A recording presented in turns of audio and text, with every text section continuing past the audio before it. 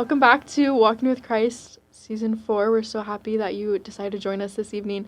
I'm Sister Felicia Mon. I'm serving here in Cottonwood. And then introduce yourself. We're the Neilsons. I'm Nick. And I'm Rachel. And we live in Orland. We're going to cut to a video of them sharing their story. Hi. I'm Rachel Neilson. This is my husband Nick, and we're from Orland. And 5 years ago, we were from Paradise. We both originally grew up in Oregon and ended up in Paradise. And we lived there for 3 years until November 8th. November 8th, 2018. Mm-hmm. And we got there because Nick was is a professor at Chico State in the physics department, and we were bounced around from Utah to Colorado to New Mexico to Paradise, and we had just barely decided back then that's where we wanted to stay. We felt good about the life that we had built there, the house we had bought, our kids and our family at the time. We had 4 kids, and they were 7, 5, and then we have twins, and they were 3 back then. And so, and we were feeling good, and then just a couple weeks later, the fire happened, and it changed the plans a bit. Yeah. So November 8th, 2018 was the campfire. It started east of Paradise. That morning I had dropped our oldest 2 kids off at elementary school and then drove down to Chico, and we could see some smoke, but this part of California you see wildfire smoke all the time, and so we were aware that there was a fire, but we had no idea how serious it was. And then a few hours after I got down to Chico, I started hearing people talking about there was this huge fire up in Paradise, and at that point Rachel was already, it turned out, on her way out of town. So the kind of the abbreviated timeline for that morning was Nick dropped the kids off at school probably around 8 or so in the morning, but and then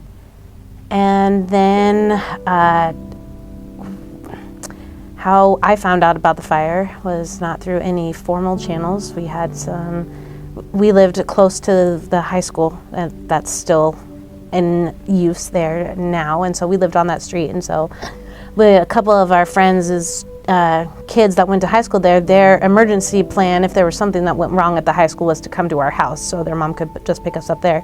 So that's how I found out the fire was serious. They knocked on our door, and I asked them what was going on. They said there's a fire and school's been canceled, and I'm like, okay, so probably better go get the kids and stuff. And so once their mom got there, she kind of, they had lived there for a while. This was our first evacuation, and so I didn't really know what to do, but we had kind of already thought about it because it was towards the end of fire season, and so it's something that is talked about frequently in this part of the state. And so we kind of had a quick evacuation plan that we had talked about not too long earlier. So, but I was my friend just kind of walked me through what I needed to do and some little tips and things, but I fully expected to go home after a few days. We live in the middle of town. Houses do burn down, but they're the ones that are not in town, and so they're on the outskirts. They're in the mountains. Those are the houses that burn down, not ours. So anyway, so I went to pick up the kids, and I came back to the house and to grab a few things. So I had just run out the door and brought the twins with me and the dog, and we we left, and then we got the kids from school, and by then the streets were pretty full, and it was like the sky was red and smoky, ash was falling, but it's hard to understand the scope of what was happening, even still. I mean, I knew it was not good and we needed to leave town, but even still I didn't have any formal alert to leave yet. And so by the time we got home, and I told the kids to turn on a show, and then I just went through and just grabbed just a handful of things that we had talked about for our 5-minute evacuation plan. It included our what is it called? The thing. The documents? Yeah, it included the, birth certificates and things like that, and then the backup hard drive, that's the word. It included the hard drive and our journals that we had kept. We've been writing in journals nightly for a long time, maybe 15 years now. And so it included those journals. And so, but that was about it. I had the kids grab their favorite stuffies and blankets and change of clothes, and I didn't think we were going to be gone for, even if it was bad, I didn't think we would be gone for more than a week, and we could buy, extra things if we needed them. And so, we had always sort of half jokingly said that the only way our house would burn down is if the whole town burned down, because there's no way the whole town would burn down. That's exactly what happened. Yeah. The whole town burned down. Yeah. The campfire destroyed, I think the number is something like 14,000 homes. So it more or less destroyed the whole town of Paradise. Yeah. And so we evacuated. We actually came to the stake center. So this building's a special place for us. And I left just a little after 9 o'clock, maybe around 9:15, and I had just got the all citywide evacuation notice. And so, but it didn't take me too long to get out. There's a lot of harrowing stories of how people had to flee out of Paradise, and ours was not as dramatic as others, and it has a lot to do with when we were able to leave and where we lived, and that we weren't super far up into the mountains. There's a lot of reasons for it, but it took us a while. The streets were full, but it wasn't. I didn't ever wonder if we would be getting out. We were always moving. And anyway, so we did come to, I didn't know where to go. We don't have family in the area, so I didn't really have a good plan of where to go. I was like, I guess we'll just go to the stake center. And we were maybe one of the first people here. The parking lot was pretty empty, but in no time at all, people started coming. And on that day, just everybody ended up here. I mean, it's the right place. The right place to be in a crisis is with your people, with those that you need to help, and they can help you. And so anyway, lots of people came, and we all prayed and were scared, and we all did it all together. And there was food and friends, and it was a terrible day with so much love and compassion and charity, and it was anyway, it was just a lot of emotions that day, of course. And then so we ended up staying with Nick's boss from work. He let us crash and with all the kids, and let us crash on their couch for a few days until we kind of finalized things. But once we found out the house was gone and that we weren't going to be able to obviously get back for a while, we made arrangements to live in Red Bluff, and we lived there for about 8 months in a house there. Yep. Then we ended up building a house in Orland, where we live now. So and we moved into that house in March of 2020, the weekend before COVID shut things down. So it was You had just good timing on that one. yeah, that was good. Yeah, I mean, it was.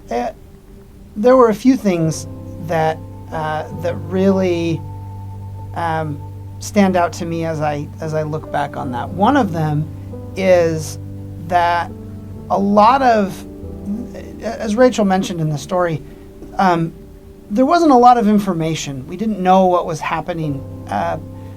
The sort of way they were alerting people meant that a lot of people didn't find out that they needed to evacuate until, houses around them were burning.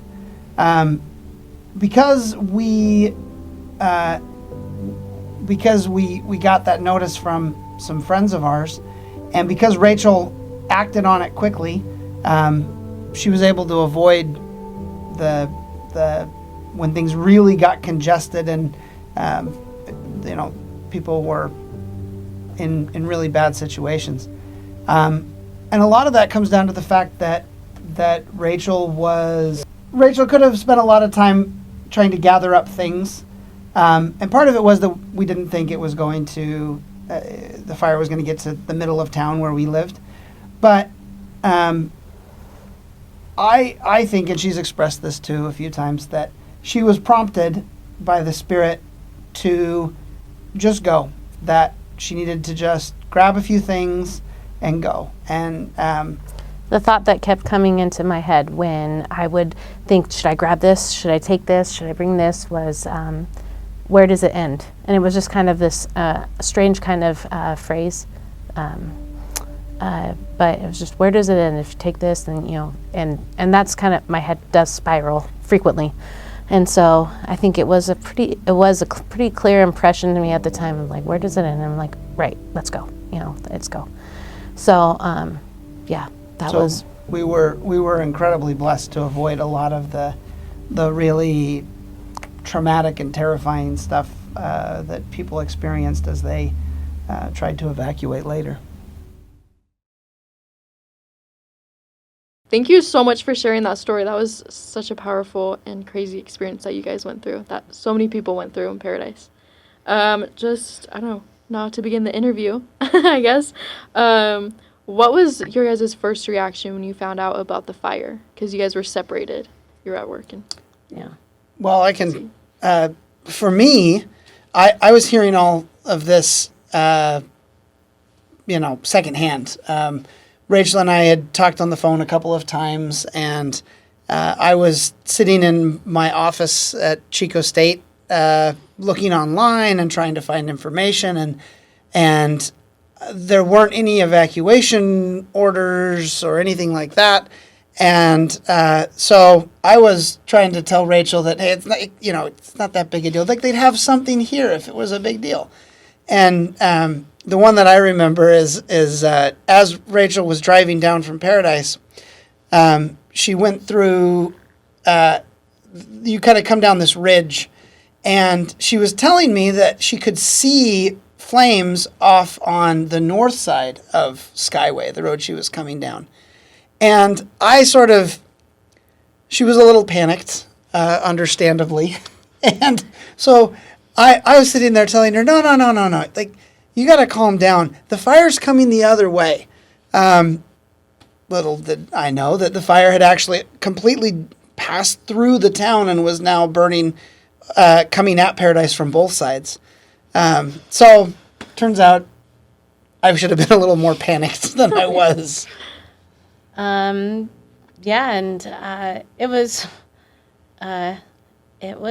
It took a minute to kind of process, because I found out from our friends, and like, I was like, okay, this is serious and I need to take care of things, but I also had to be calm because we had all these young kids, and I am on the phone with my husband trying to convince him it's more serious than he thinks it is, and trying to convince the kids it's less serious than I am expressing through my actions that I'm getting nervous.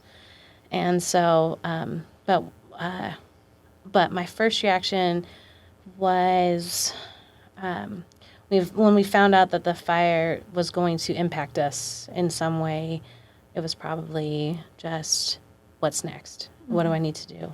There's, so there's people that need me to take care of them. What do I need to do?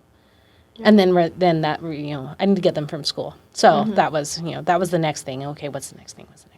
Yeah. What was your kids' reaction? Like, how did they handle it? Oh, they were so little. It feels like a long time ago, to be honest.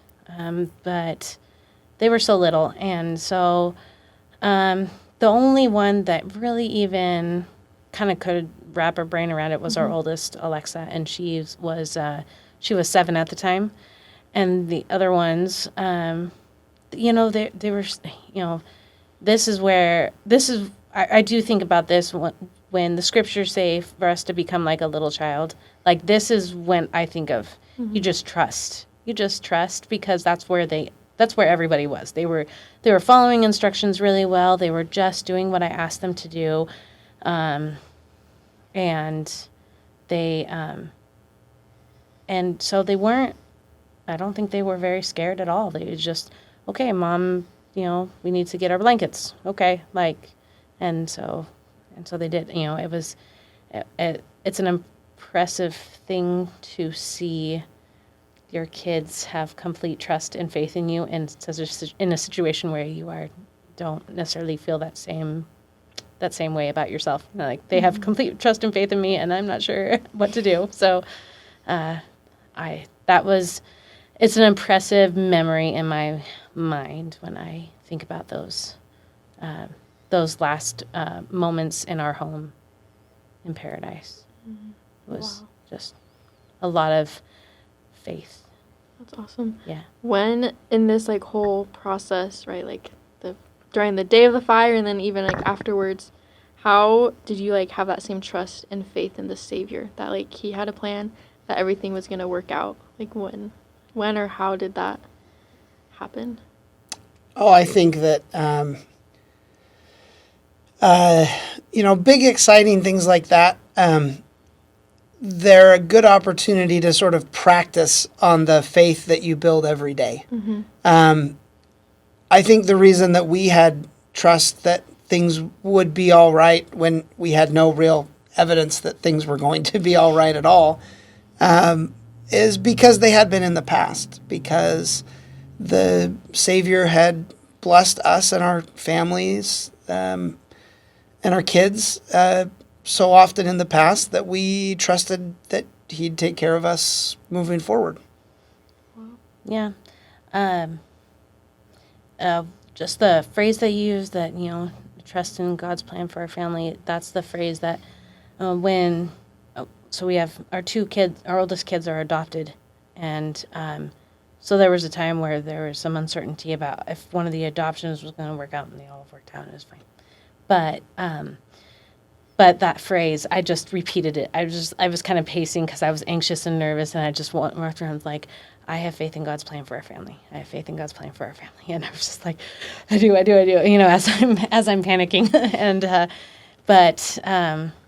but yeah, these moments we do get a test, and then there's, of course, tender mercies and signs that even though we don't have any hard evidence that things are going to work out, there's these things like we went to shortly after the fire, within the first week after the fire, we had driven up to stay with Nick's parents in Oregon, and we went to the Portland Temple where we were sealed when we got married, and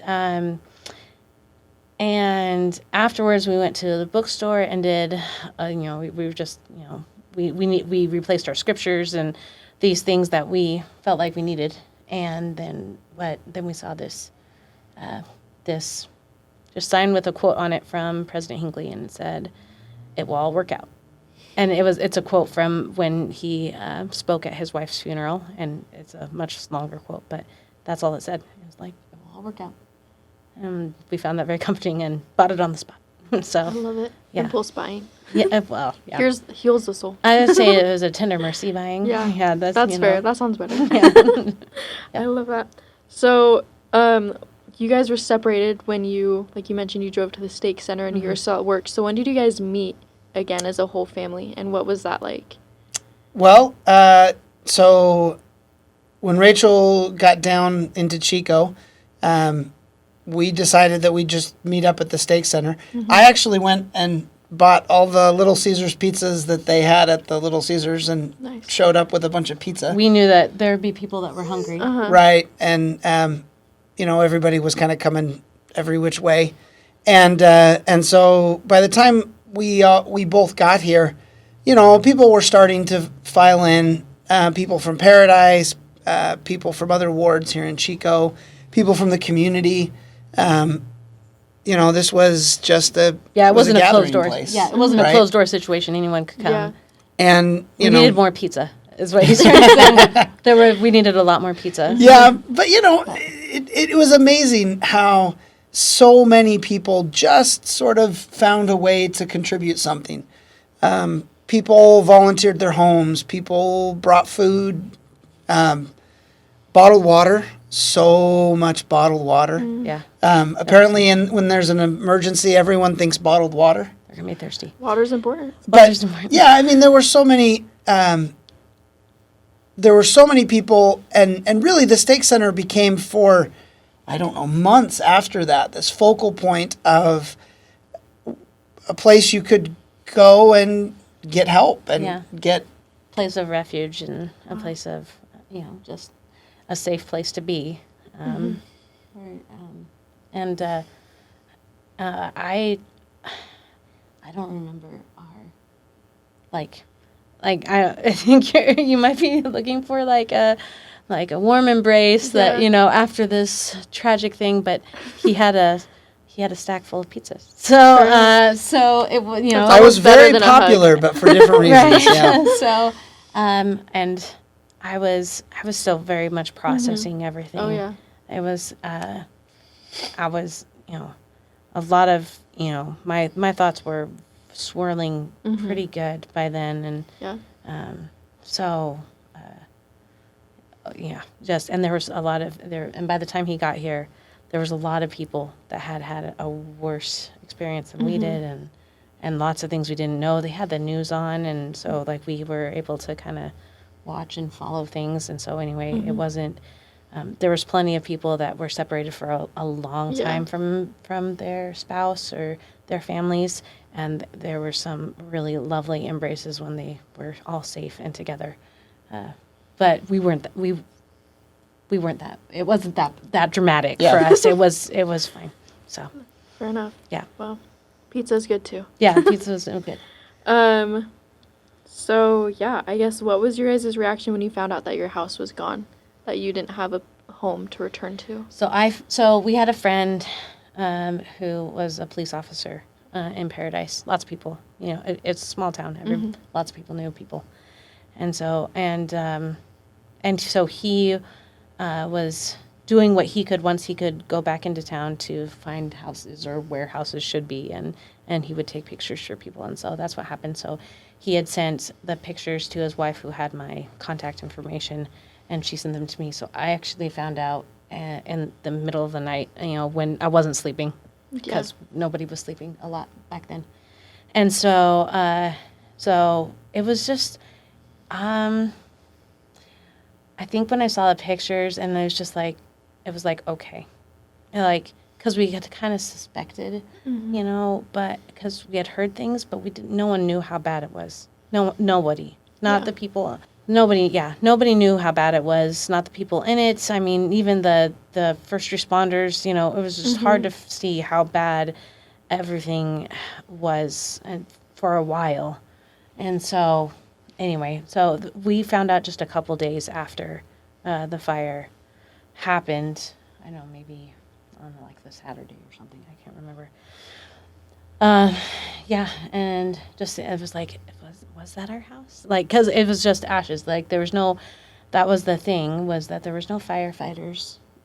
Fighting the fire. They were getting the people out of houses and places. That's what they were doing. They weren't saving houses. So. So sometimes when people, they would ask us, were you able to save anything? And I was like, there was nothing to save. The whole thing was just Gone. It was just all gone, except for the fireplace. The fireplace was there. Yeah. That's funny. But So it was just kind of this odd thing to look at it and just be like, that's not really my house. That's not where I was just a couple days ago. That doesn't make sense.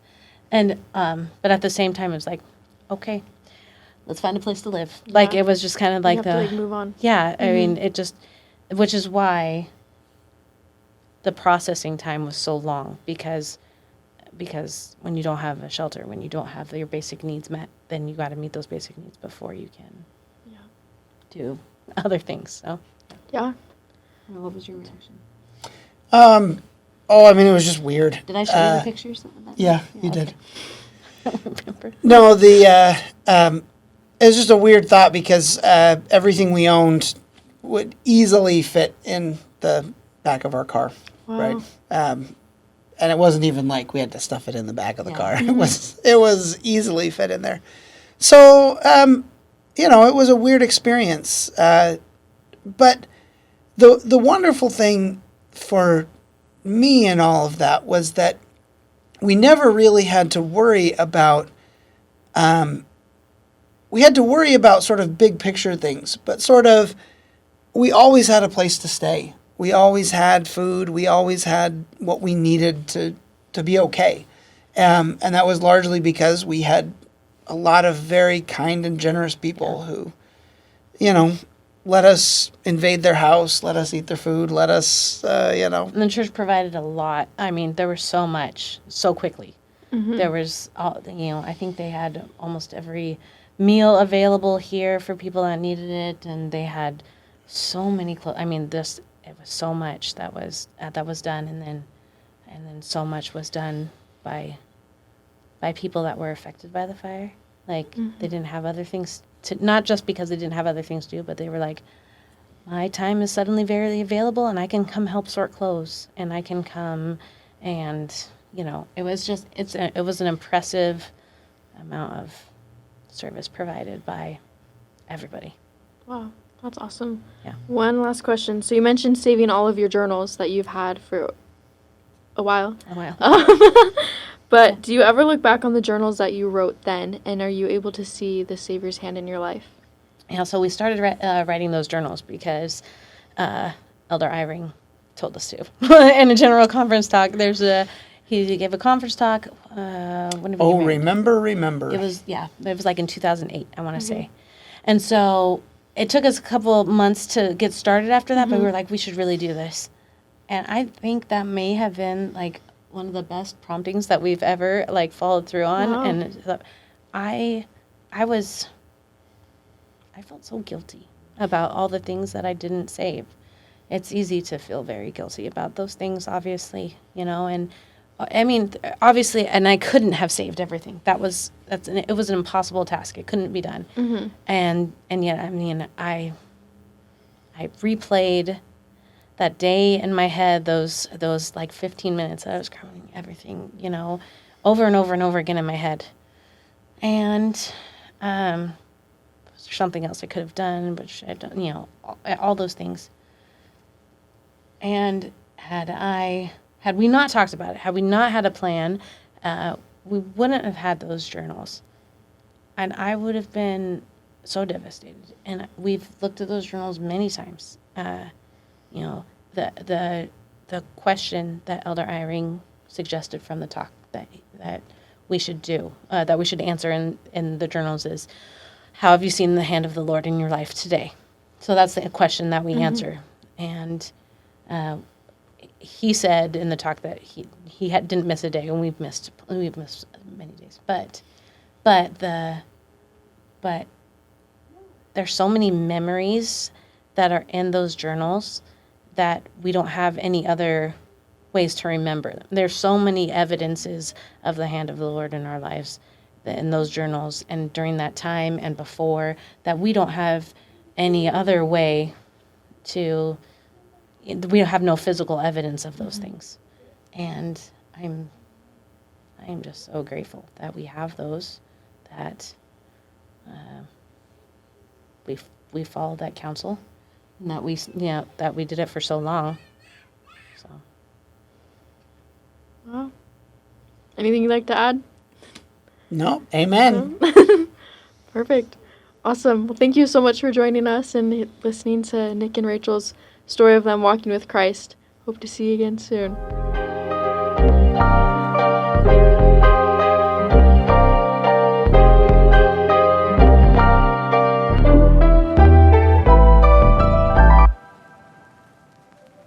Hi there, I'm Sister Subshin, and thank you for choosing to grow closer to Jesus Christ with us. We are members of the Church of Jesus Christ of Latter-day Saints, and our focus is to help others learn about Jesus Christ and change their lives by becoming new through the atonement of Jesus Christ. We can help you learn about Him and how His restored gospel can help you. Comment below this video or message us to learn more today.